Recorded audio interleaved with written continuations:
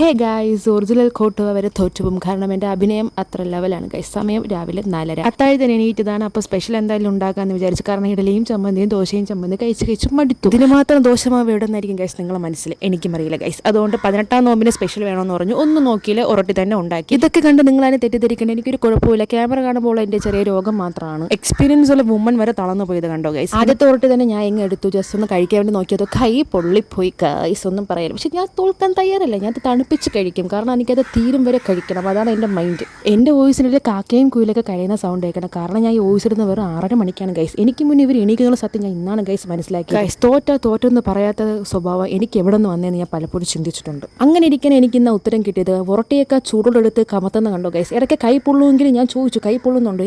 കൈയൊന്നും പൊള്ളുന്നില്ല, ഞാൻ wonder woman അല്ലേ എന്ന്. അപ്പോഴാണ് ഗൈസ് എനിക്ക് സത്യം മനസ്സിലായി. വെച്ചാൽ മുഴച്ചല്ലേ ഇരിക്കുള്ളൂ ഗൈസ്. അങ്ങനെ നമ്മൾ ദോശയും ബീഫൊക്കെ ആയിട്ട് നല്ല രീതിയിൽ അത്താഴം കഴിച്ചിട്ടുണ്ട് ഗൈസ്. അപ്പോൾ ഇന്നത്തെ വിശേഷം ഇത്രയേ ഉള്ളൂ. ടാറ്റാ.